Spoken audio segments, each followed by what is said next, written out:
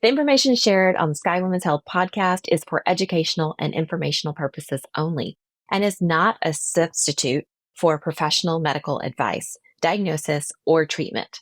Always seek the advice of your physician or other qualified health provider with any questions you may have regarding your medical condition. Never disregard professional medical advice or delay in seeking it because of something you heard on this podcast.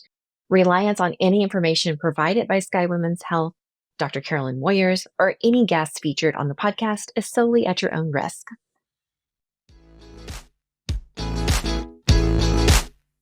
You're listening to Sky Women's Health Podcast, your evidence-based resource for women's health and wellness, exploring the holistic principles of osteopathy, integrating mind, body, and spirit, designed to empower you as your own healthcare advocate and help you live your best life.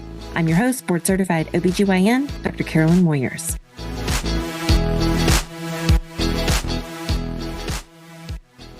Welcome, Sky community. Welcome back to another episode. I have a special guest with us today. We're joined by Janeane Anderson. She is a researcher, a health communicator expert, and one of the most compelling voices in advancing sexual health equity for women with breast cancer.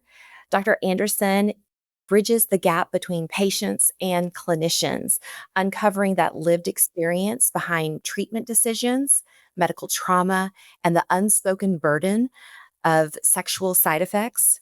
So if you care about patient-centered care, shared decision-making, and truly listening to women, this is an episode you can't miss. Oh, thank you. Welcome, Dr. Anderson. Thank you. What a beautiful introduction. I'm humbled. Thank you for having me on your podcast. I am really excited for what I hope is going to be a productive and informative conversation. So thank you again.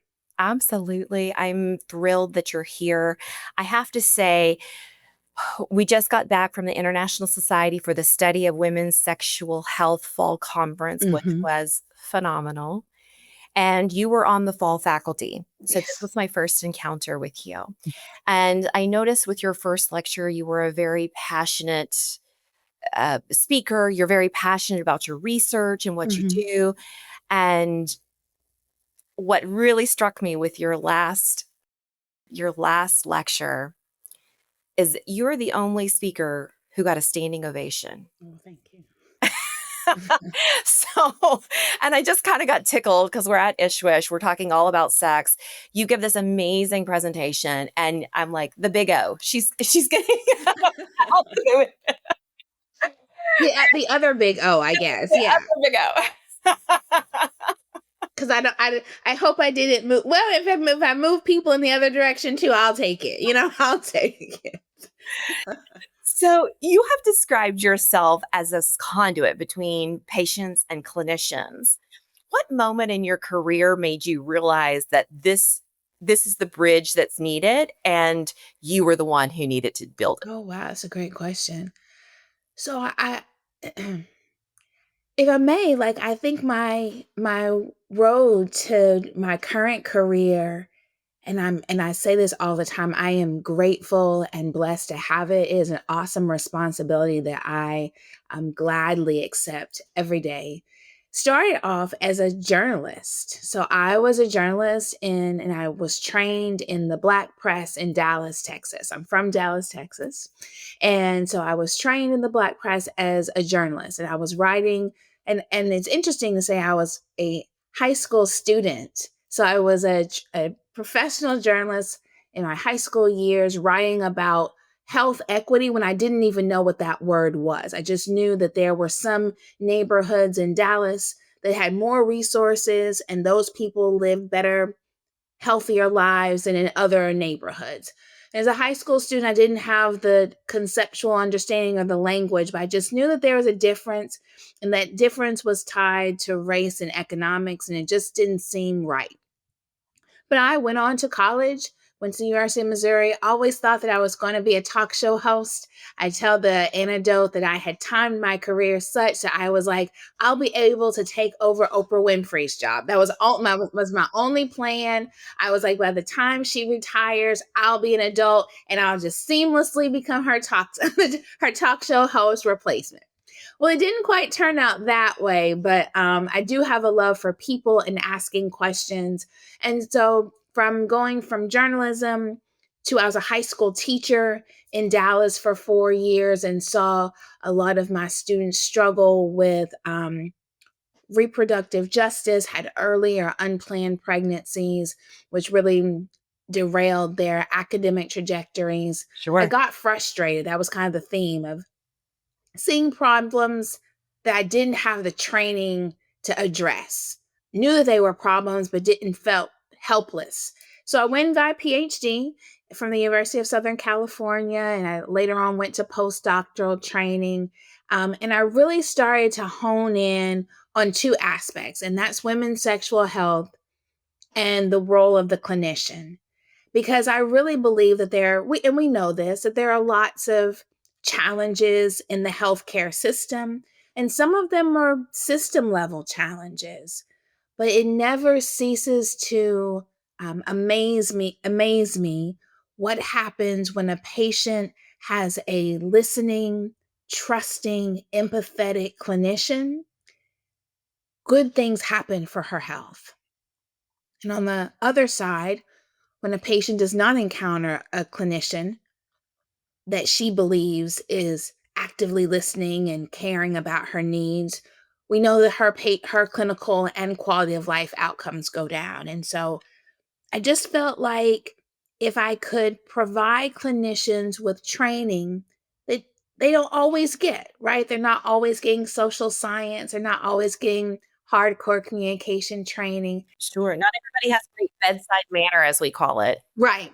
If I could provide clinicians with some training, I genuinely do believe that clinicians want to help their patients. They sometimes just don't always have the training, the knowledge, or the know how to do so.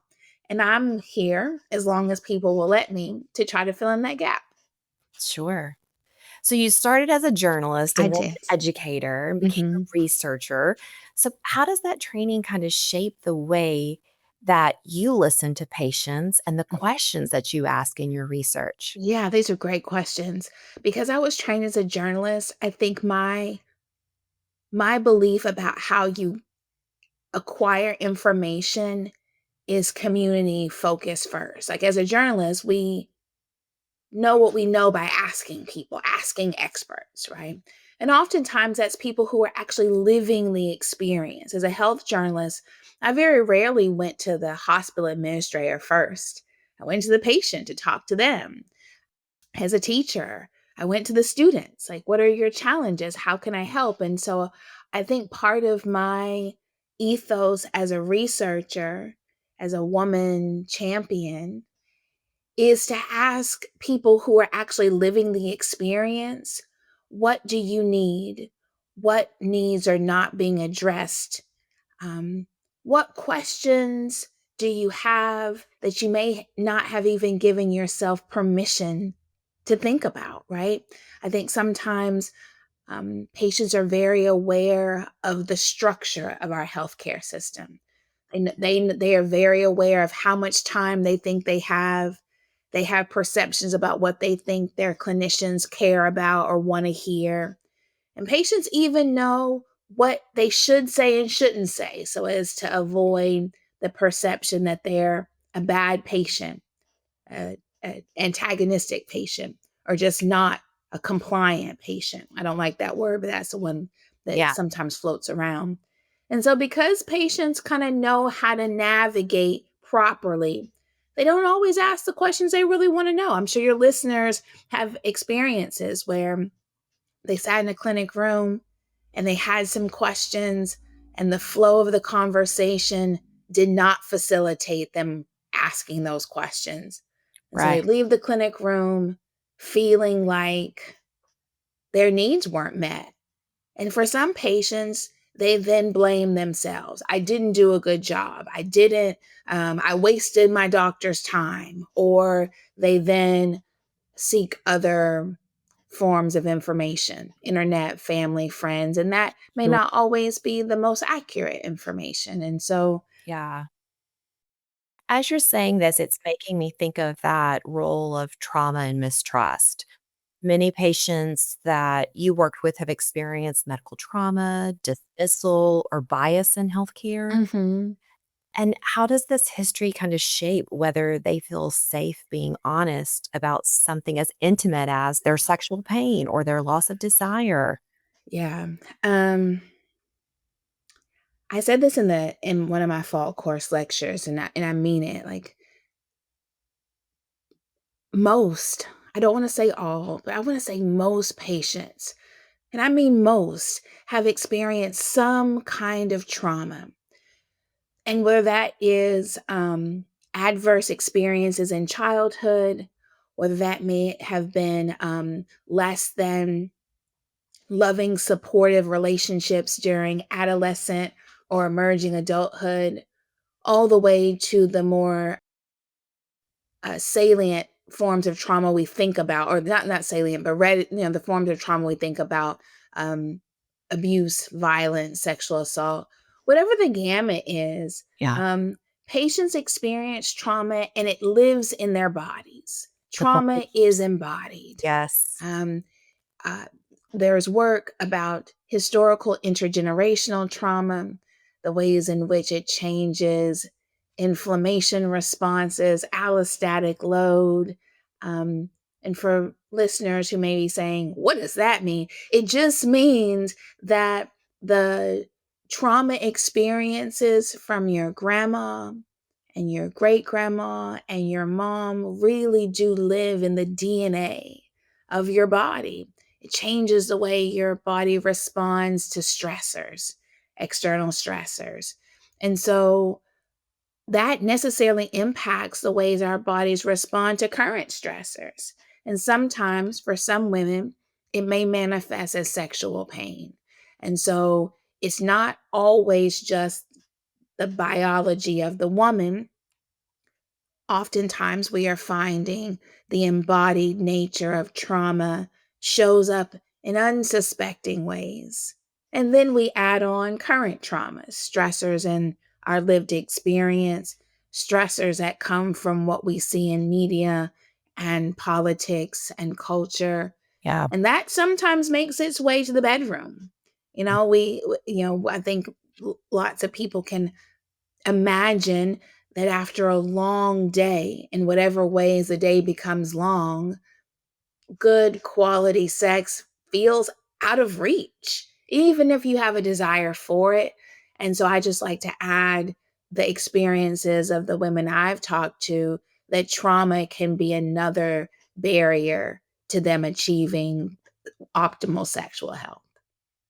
And also, I think having a clinician who's actually going to bring it up, you know, Hmm. for instance, in my practice at Sky Women's Health, where we have really transitioned to focus on that menopause transition and Sure. sexual health.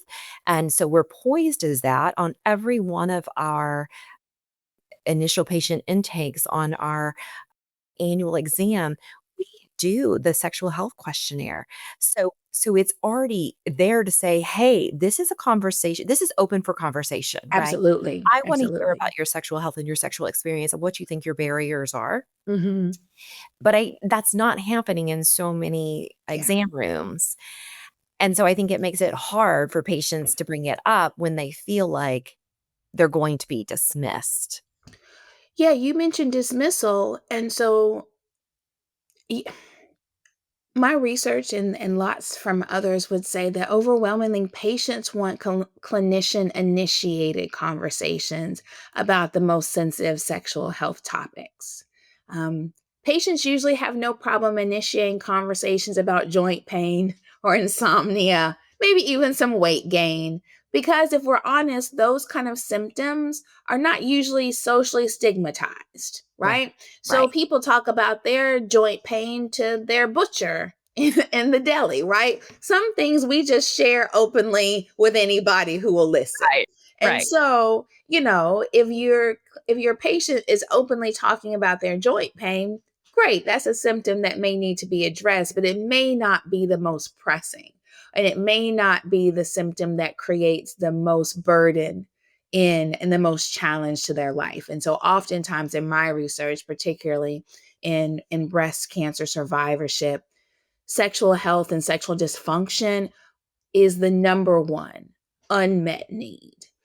For lots of reasons, people, clinicians and patients report some embarrassment, some awkwardness about bringing up sexual health topics. So I love that your practice is doing kind of a general or a standardized intake form that ask about general topics about sexual health. I would say for those practitioners who are listening, that just because a patient doesn't respond in the affirmative on the intake doesn't mean that it still doesn't need to be initiated. It mean the topics initiated by the clinician. Because when clinicians initiate conversations about sexual health, you give your patient permission. You give your patient permission to be concerned. And I'm not saying that patients need permission to feel anything, but sometimes they are looking unconsciously for glimpse that you care about this topic, that it's okay for them to feel concerned about changes in their sexual health during their life course, and Sure. that you're ready and willing to engage with them. Right. Right. So when women tell you what happened when they tried to bring up sexual concerns with the Mhm. provider, I'm Yeah. curious what themes you hear about what went wrong and what went well. Yeah. Um, yeah. I thought you might ask me I thought you might ask me that, and and and my reluctance is not because the women haven't been so candid with me, but because it's really disturbing. They recount very clear examples of judgment. I'm thinking of an interview I just did the other day of a Black woman with vulvar lichen sclerosis. Um, and she recounted very vividly seeing looks of disgust in her clinician's eyes, the questions that she was asked around sexual promiscuity, kind of continual questions about, are you sure you've only had this number of sexual partners? I know you wrote this number down the intake form, but are you sure? Once again, kind of dismissing the term I use is epistemic violations, right? Dismissing people's lived experience. Sometimes some of my participants talk about just the age, race, and gender differences. So older women have shared with me that they felt like their clinician, particularly if it was a younger white man, felt uncomfortable when they raised sexual health concerns.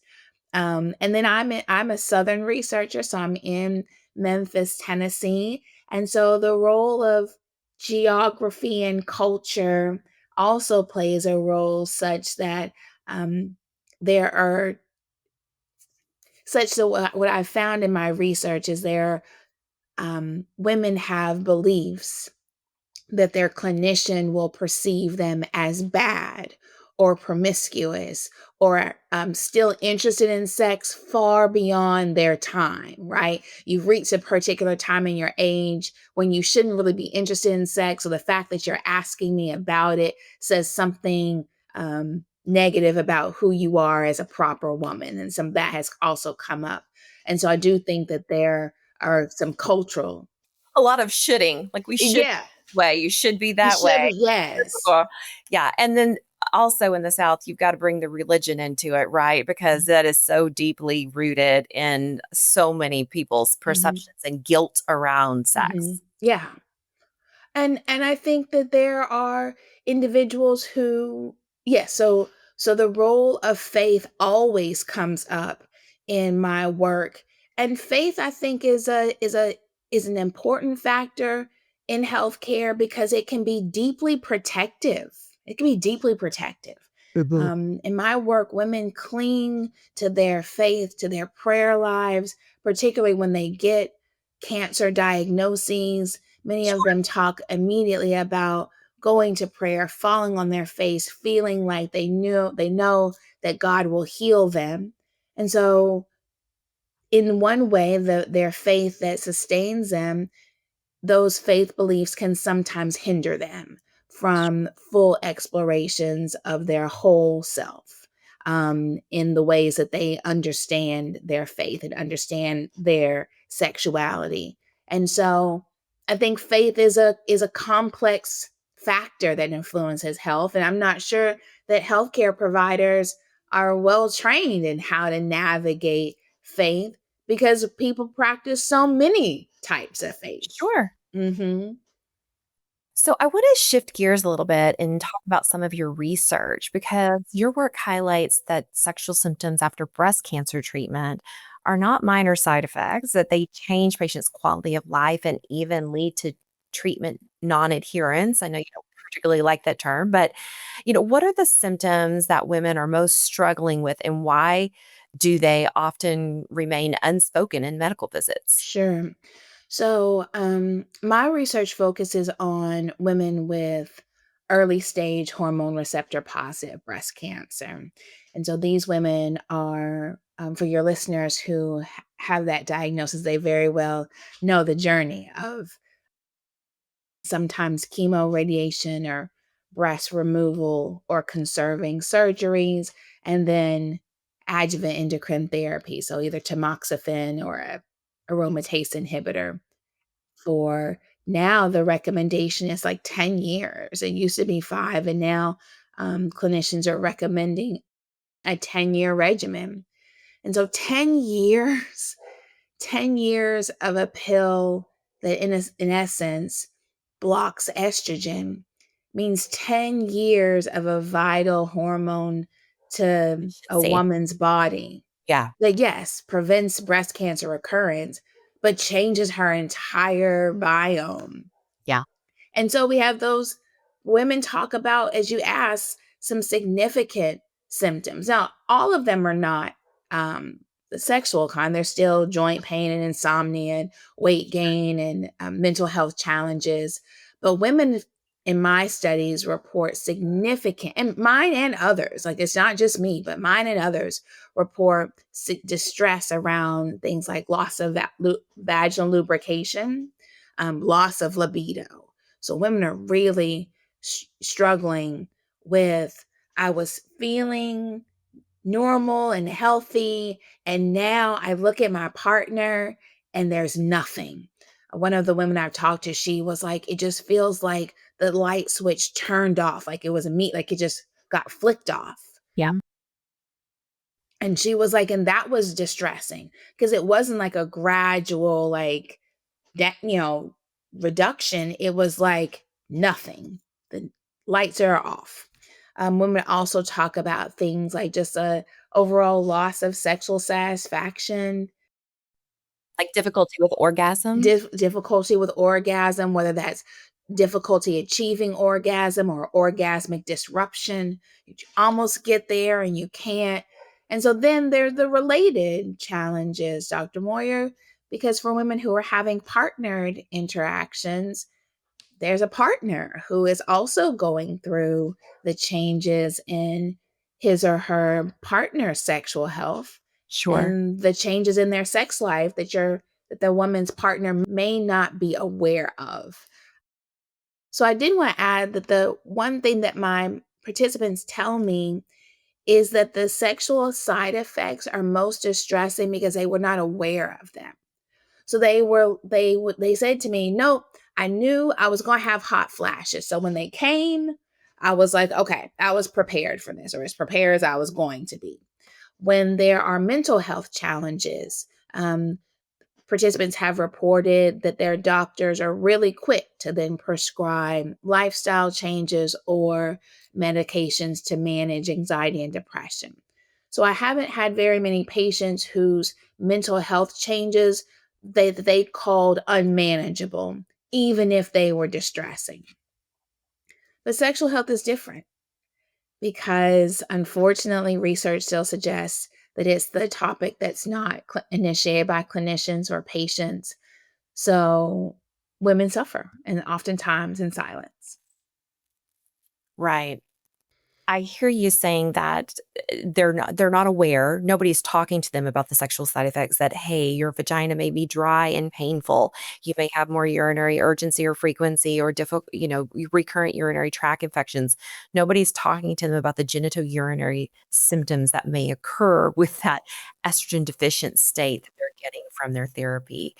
So, some people are choosing, if I'm hearing you correctly, between staying on their endocrine therapy or reclaiming parts of their sexual and emotional identity. Yeah, and I always and I'm glad you said that, like, because I hear from clinicians and they say, "I did tell my patient," right? So, I talked about it.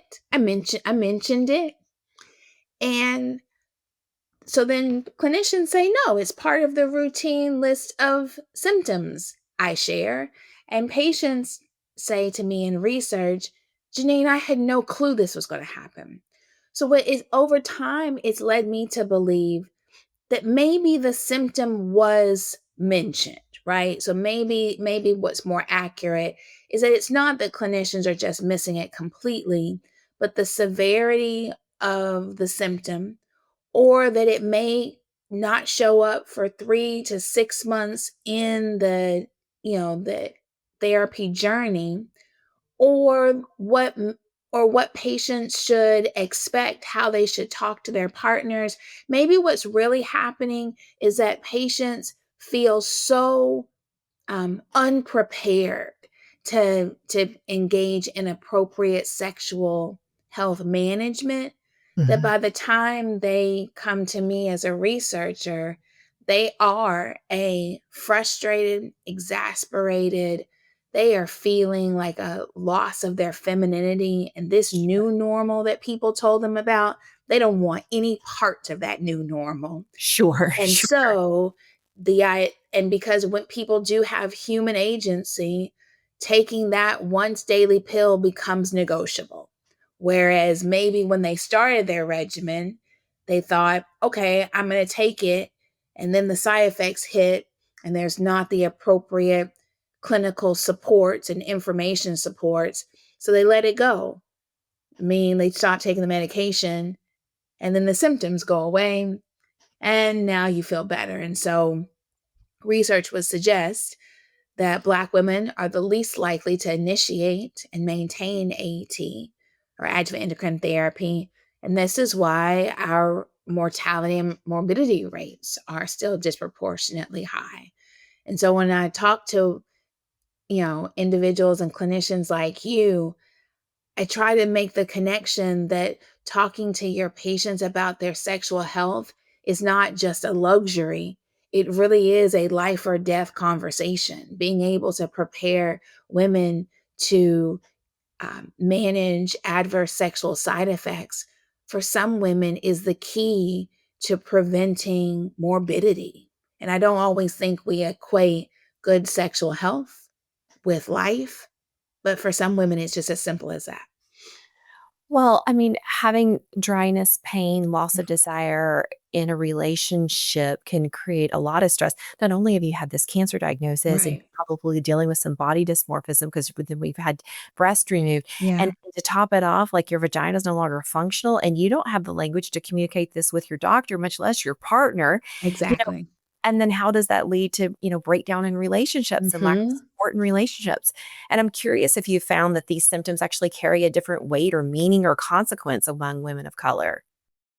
I mentioned in Ishwish, I really believe if if clinicians would start to shift their practice to a focus on the needs of the most vulnerabilized patients, of the patients for whom social, informational, emotional support needs are greatest, Mhm. then all patients benefit. 100%. Right? So it really is about shifting from a focus on patients who can manage their health pretty independently to focusing on the needs of those who really need support. And the trickle down effect, the opposite way, is the practice improves, health improves. And so what I find, because I focus almost exclusively on Black and sexual minority women with breast cancer, is that Black women's challenging experience in oncology care is not a one off. It is a reflection of a challenging experience across their life course in the healthcare system. Yeah. So, for most women, an oncology visit is not their first healthcare visit, right? Sure. They have been Sure. engaged with primary care and gynecological care, and they've gone to seek care for maybe a chronic condition like hypertension or diabetes or something else. And so the cumulative effect of stigma, prejudice, racism, discrimination in the healthcare is just that. It's cumulative. And Sure. so when an individual has a challenging experience with one type of clinician in the healthcare industry, it necessarily colors the way she sees herself as a recipient of care, her perception or mistrust of the system, her willingness to engage in care. Hmm. I had a woman tell me the other day. She's like, Janeane, sometimes I don't think doctors know just how much courage it takes to ask for help. Um, it's not about I have a problem, let me go seek help. It's about I've got to first recognize that I have a problem I can't manage on my own. And And ask. Black women, Yeah. by virtue of superwoman tropes, often feel like we can manage it all. And so there's a vulnerability to admit that something's going wrong. There's a vulnerability that comes when you have to admit that you don't know the answers and Hmm. that you need help. And so then to be dismissed or treated less than optimal compassion and empathetic listening sometimes is even more challenging, damaging. Yeah. Um, and it makes people question Yeah. care workers. Um, I had an interview with a woman just the other day, and she was saying to me, Janeane, I don't think clinicians know how much courage it takes to seek care, particularly when you have a condition that you don't know what the root cause is and you have symptoms that you don't know how to manage. And Black women have told me in particular that the vulnerability required to ask for help of a clinician who may not share your cultural backgrounds, who may not understand your lived experiences, as an additional layer.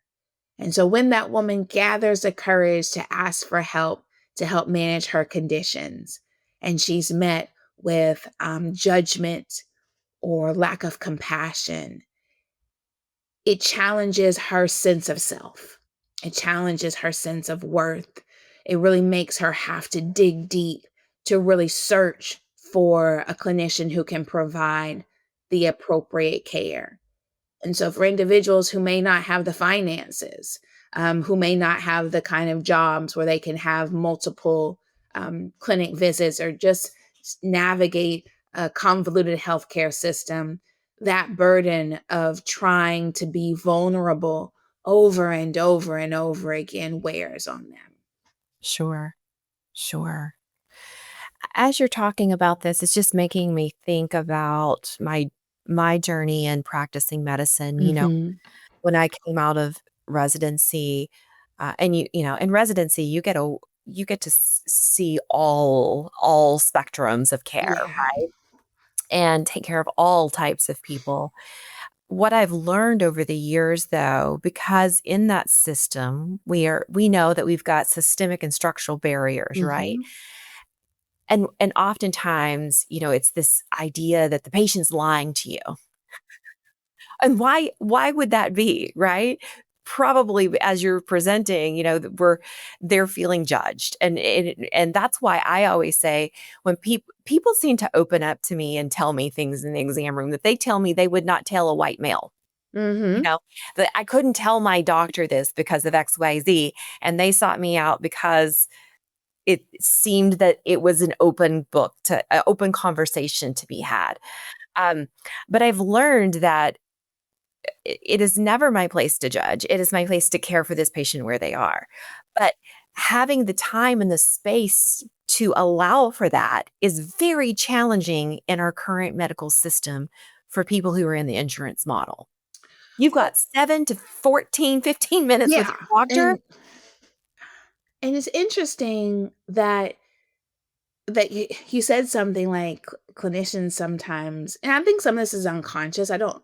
Well, no, some of it's not. It's unconscious, but to believe that your patient is lying to you, I really am going to challenge clinicians to ask, why would someone elect to be vulnerable, admit that they have a problem, try to seek care, say, Dr. Google still wasn't enough, home remedies for however weeks Right. weren't enough.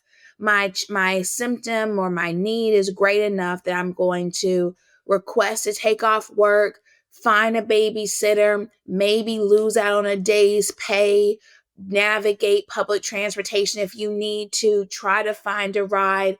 If you live in a rural area, drive an hour or two.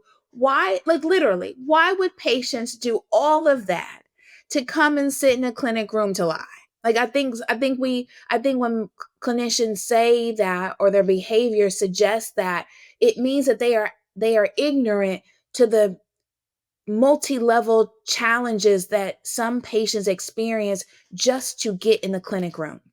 Sure. And I won't belabor that there's a concept called, as I mentioned, epistemic injustice. And that happens when a person's status as a knower is violated. And that happens in the healthcare system because we privilege the words of clinicians over the words of patients. We literally believe clinicians to be more credible sources of information than patients.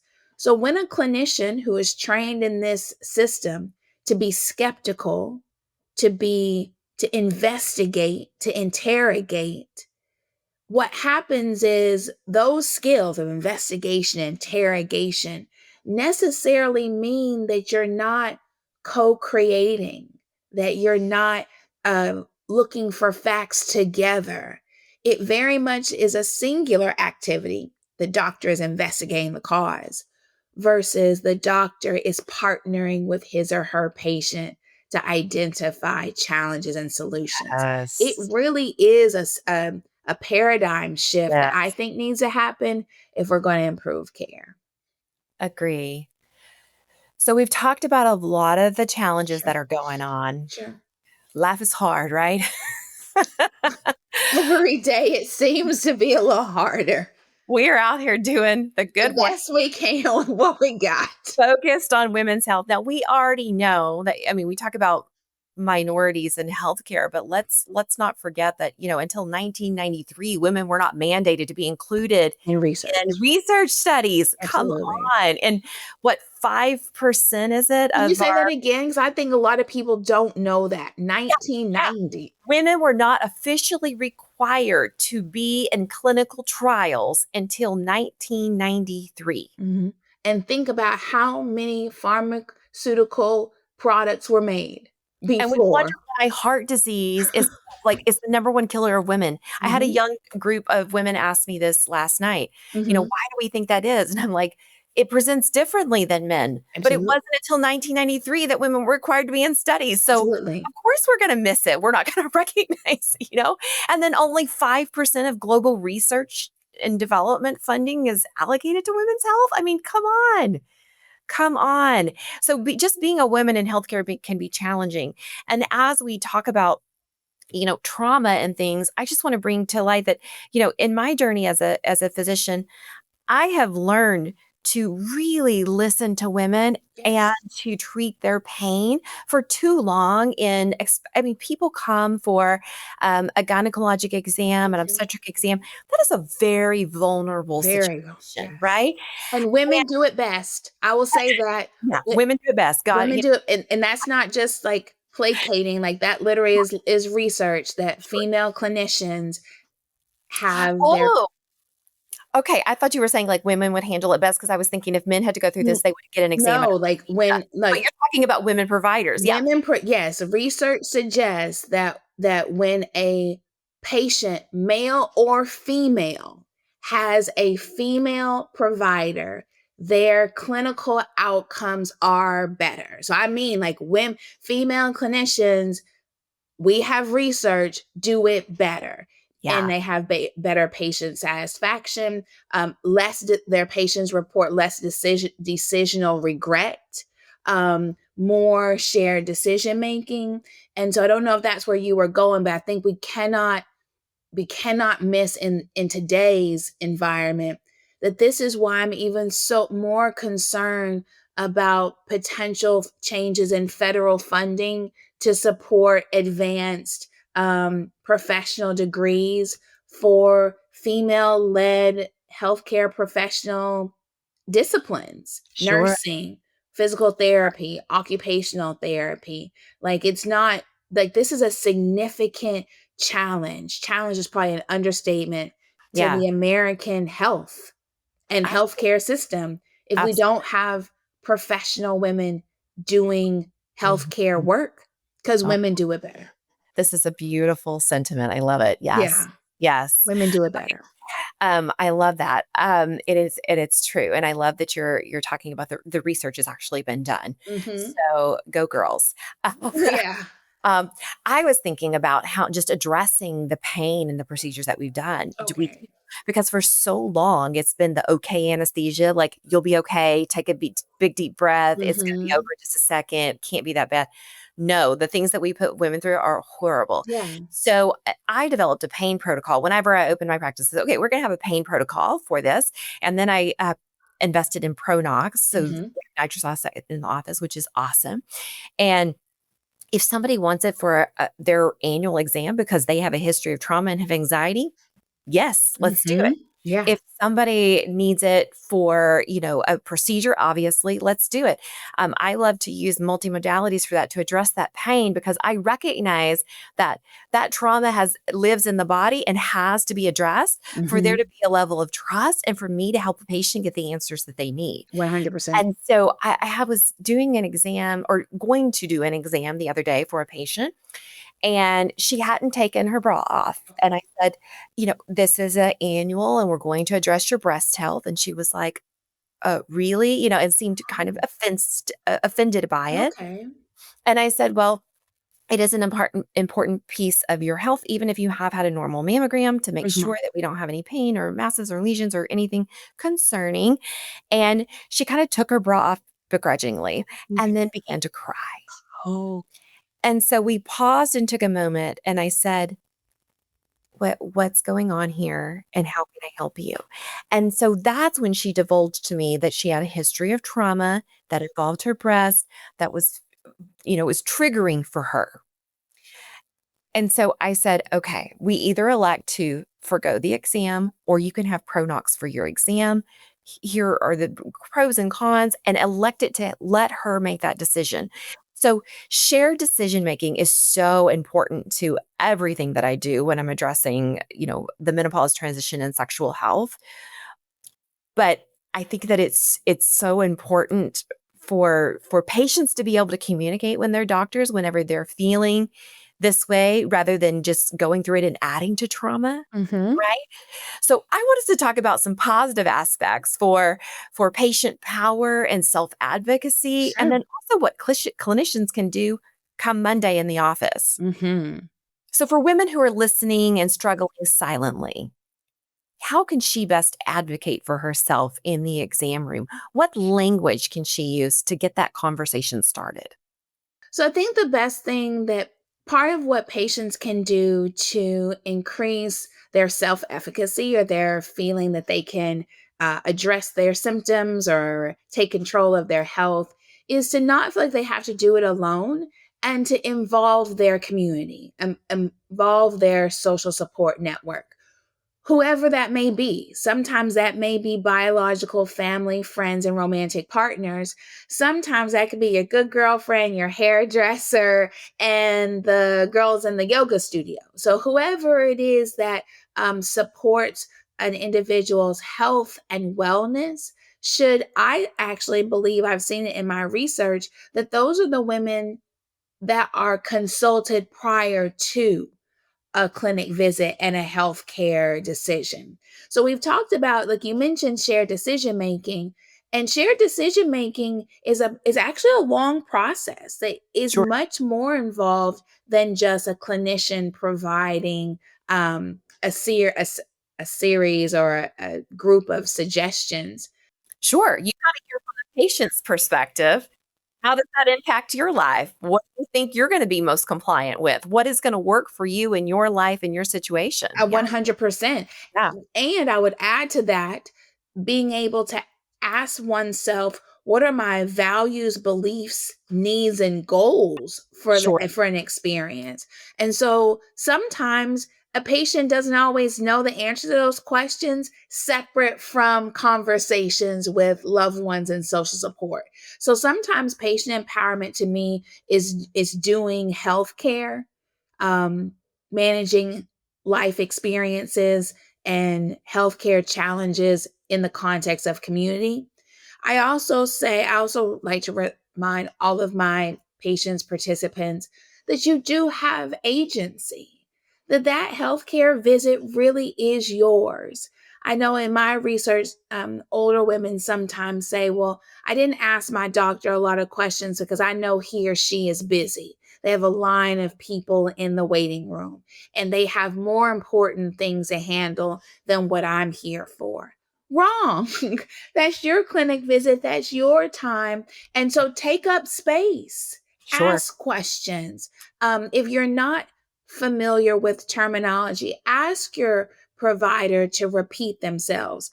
Bring a notepad, right? Take notes. Ask to record the clinic visit if you need to. So I think part of what increases empowerment is being an active participant in your healthcare journey, and that I believe is your healthcare right. Yeah, I agree. Sometimes my patients in the most dire distress bring their partner and their best friend, and Mhm. all are welcome. Yes. Because sometimes it takes that extra set of ears to ask Mhm. those questions, to hear the answers, to help you kind of process it after you've left. Yeah. Right, right. Okay, so let's talk about what clinicians can do starting tomorrow. Starting tomorrow. The first thing on Monday, I it might not be the answer that you think, but it's the answer that I teach and train, is that the ways that clinicians can improve their communication has less to do with the words you say on Monday, but the self reflection you do on Sunday night. Okay. And so this really means asking yourself challenging questions about what you believe is a patient's right to health. What are your own biases and barriers? I was talking to a good girlfriend of mine the other day, Dr. Moyers, who's a nurse practitioner and a PrEP, so pre-exposure prophylaxis, like an HIV PrEP provider. And we were talking about some of the challenges she was having, and in that conversation, she said, I realized that I was having some challenging experiences with a particular group of patients because their presentations triggered one of my own childhood traumas. And I Ooh, hadn't even thought about it was something in that person's mannerisms and their language that triggered a very painful memory for me from wow. childhood, and I hadn't even thought about it till you asked me to sit and like really reflect and journal. And it was staring at me on the page. And so Wow. that's why we were having a difficult time connecting. It wasn't the patient, it was me. And Mm, so sometimes reflection about our own childhoods, our own traumas, our own lived experiences, our perceptions of particular groups, that is the first step in having respectful patient-centered communication. Yes, there's active listening and shifting to more open-ended questions. I give a there's a reauthoring the conversation intervention that asks that suggests that clinicians ask patients what do you count as success in today's visit? What do you count as success? Oh, yeah, I What love would you like me to do or not do today that has been done or said to you in the past? Mhm. What do you need from me today in order to continue follow-up care? So asking more open-ended questions as opposed to the rapid fire diagnostic questions that Sure, sometimes clinicians can get in the habit of sure. doing increases talk equity. So clinicians may get more information from their patients if they ask broader open-ended questions Love it. and stop talking so much. Yeah. Listen to your Yeah, patients. Okay, let's do some rapid fire closing sure. questions. It's such a pleasure talking to you and Yeah. just opening our minds, just Mhm. breaking open, peeling back those layers. Okay. What's one sentence you wish that every oncologist or women's health clinician would learn to say? I believe you, and I'm here to help you achieve your goals today. Mm, But more than anything, I believe you. mm. That's beautiful. Yes. I believe you. Yes. Um, What is one thing you wish every woman understood about sexual health after breast cancer treatment?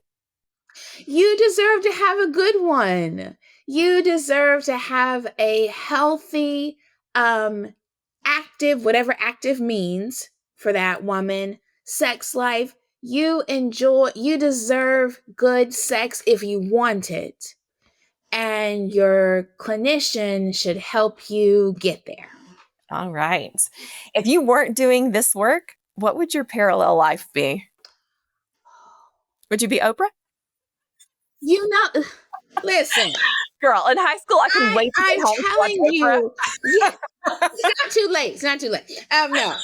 If I wasn't doing this work, you know, I've had a lot of careers, a journalist, a teacher, a researcher, and I've really thought about that the line for me has been I'm an educator.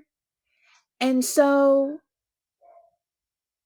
I don't know what I'd be doing. I really, at this stage, I just turned 44 a couple last week. Yeah, last week.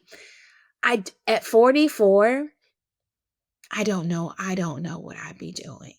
Yeah. I mean, it's obvious that Yeah. you're doing what you love, Yeah.